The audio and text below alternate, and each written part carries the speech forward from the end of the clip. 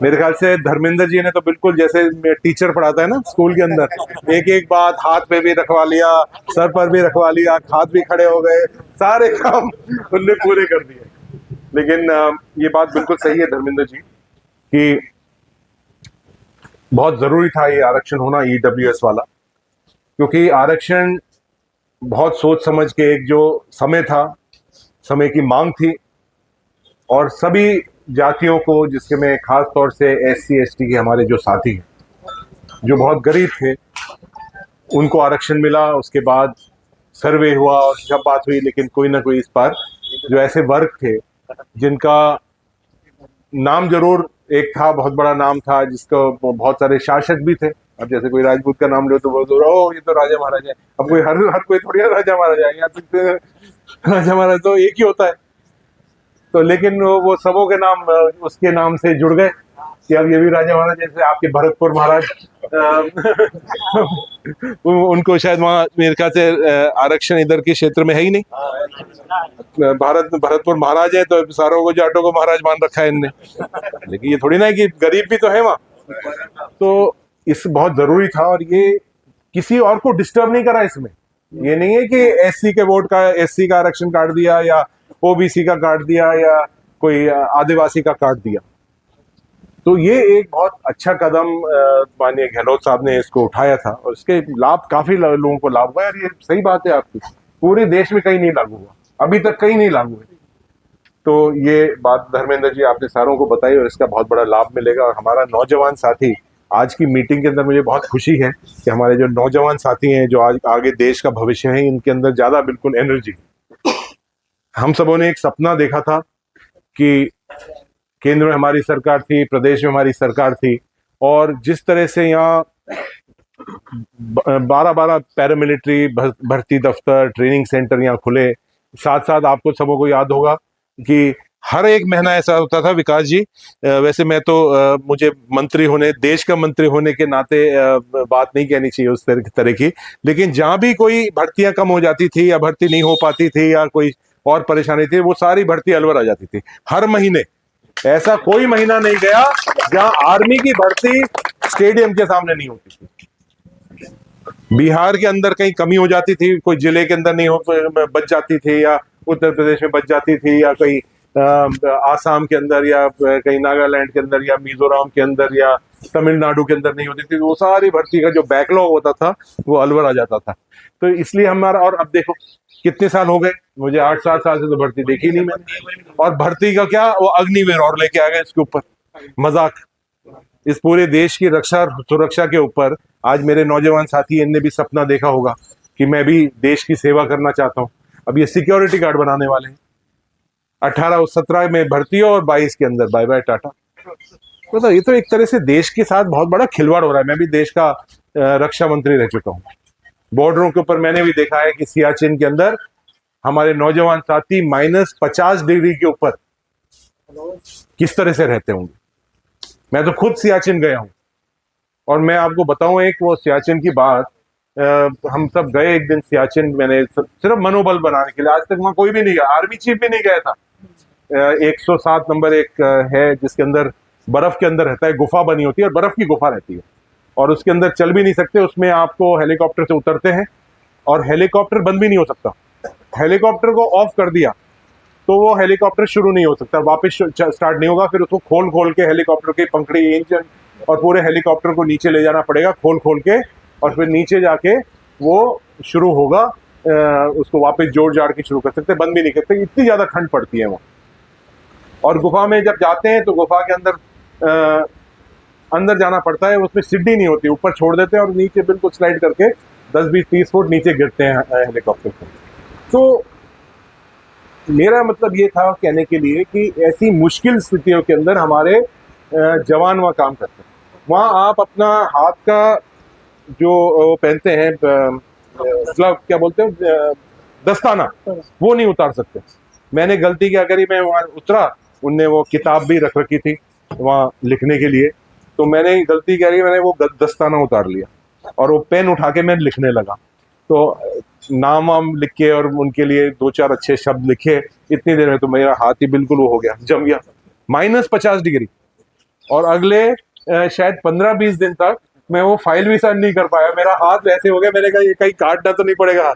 ऐसी स्थिति के अंदर अपने जवान काम कर रहे हैं, और फिर आप बताओ अग्निवीर, मतलब ये क्या करना चाहते हो? तो ये एक दुख की बात है, पीड़ा की बात है हम सबों के लिए। खैर ये बातें तो अपन घर की करते रहेंगे।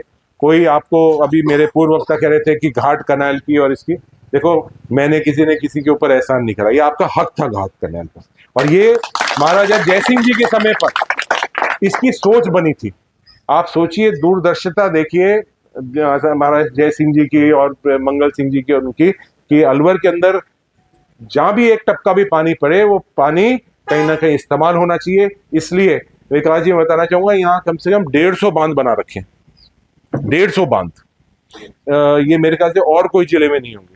यहाँ 1904 में पंचायती राज लागू हो गया था, और जो मेरे ख्याल से आज से ज्यादा पंचायती राज, मतलब ज्यादा मजबूत पंचायती राज, अलवर महाराज ने अपना खुद का जो महल था उसको छोड़ दिया और सर्किट हाउस में शिफ्ट हो गए, और जो महल है अपना उसको कॉलेज बना दिया, आरआर कॉलेज। मेरे ख्याल से बहुत सारे पढ़े होंगे। कौन करता है ऐसे?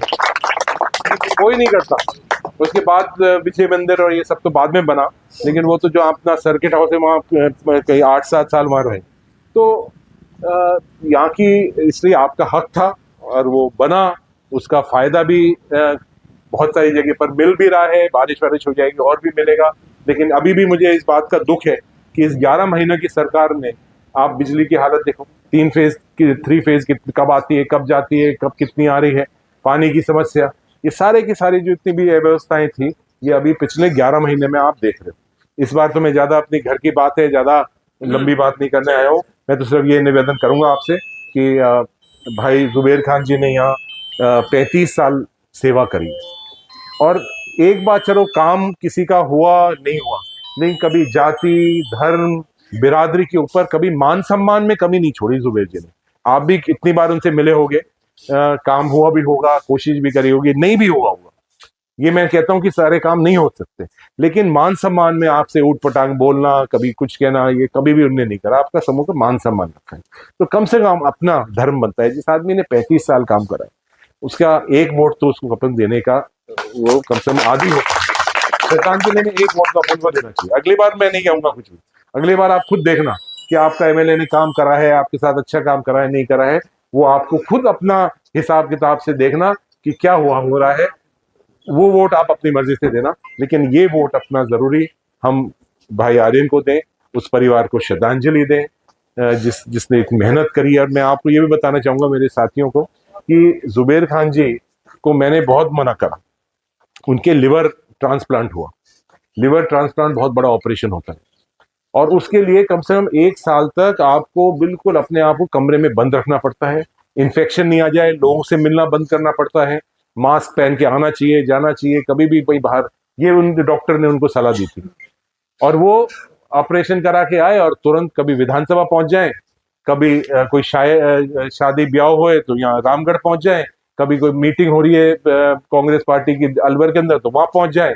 मैंने जुबेर जी से कहा, मैंने कहा क्या कर रहे हो आप? ये मैंने उनसे यहाँ तक भी कह दिया कि आपको मैं ताला बंद करके रखूंगा घर में और ताला की चाबी ले जाऊंगा, नहीं तो बीमार हो जाओगे आप। और वो का वही हुआ, वही का वही हुआ।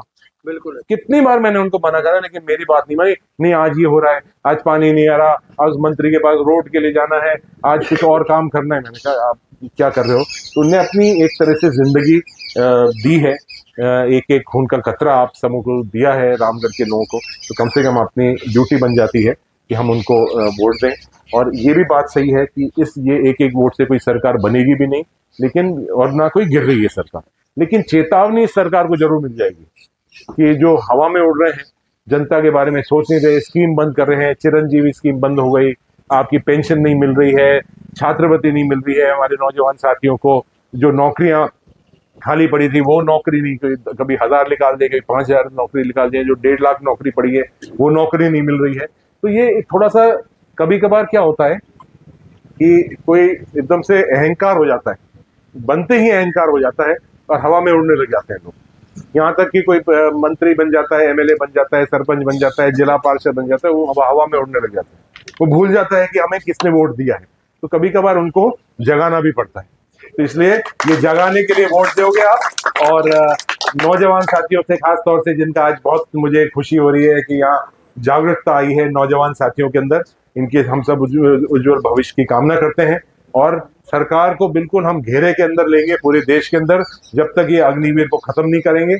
और जो नौकरियां 2.5-3 लाख की जो आर्मी के अंदर नौकरी है, इनको पूर्ति नहीं कराएंगे। मैं तो वो दिन देखना चाहता हूँ जहां 365 दिन हमारे यहाँ भर्ती चलती रहे, और हमारे जो नौजवान साथी हैं, अलवर के जो साथी हैं, और जो ये पूरे जो हमारा ये सबसे मजबूत इलाका है, इस इलाके के हमारा हर नौजवान को नौकरी मिले, जब तक हम इसके लिए आपके लिए लड़ते रहेंगे। आपने आज हमारा स्वागत किया है, मान दिया है, सम्मान दिया है, साफा बनाया है, उसके लिए मैं बहुत बहुत आपका आभारी हूँ। और मैं हर बार आप सबों से यही बात मैं निवेदन भी करता हूँ कि आपका और मेरा जो रिश्ता है वो कोई राजनीतिक नहीं है। मैं चाहे MP रहूं नहीं रहूं, MLA रहूं नहीं रहूं, कुछ भी नहीं रहूं, मैं पंच भी नहीं रहूं, तो उससे आपका और हमारा रिश्ता कभी कम नहीं हो सकता है। ना आप तोड़ सकते हो और ना मैं तोड़ सकता हूँ।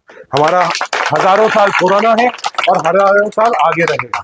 मेरे फुलबाग के दरवाजे हरदम खुले हुए हैं। आप कभी भी आइए, कभी भी कोई बात है, जितनी अपनी में हम कर सकते हैं, हमारे सब साथी विराजमान हैं, ये सब पूरी मदद करेंगे। और धर्मेंद्र जी, आप सब आके मॉनिटर भी करते रहना। या जो EWS का है, जो आपने मामला उठाया है, तो उसके अंदर इन सब लोगों को मालूम पड़ना चाहिए कि ये भर सकते हैं अपने सर्टिफिकेट। यहाँ याद है मुझे अच्छी तरह से, ये आपके जितने SDM थे अपनी सरकार में, ये SDM और कलेक्टर, ये भी अब वो कंजूसी कर रहे थे पेन चलाने के लिए, लेकिन इनको डरा के धमका के बहुत कुछ मुझे याद है राजगढ़ के अंदर किसी का सर्टिफिकेट नहीं बना। हमने तुरंत मुख्यमंत्री जी के को फोन करा, उनका खुद चीफ सेक्रेटरी का फोन आया और उसको धमकाया, जब आके सर्टिफिकेट बनने लगे। तो ये पहली बार ऐसा हुआ है, इसके लिए बहुत बहुत धन्यवाद। और आप सबों को जल्दी मुलाकात करेंगे। बहुत बहुत धन्यवाद। जय हिंद, जय भारत।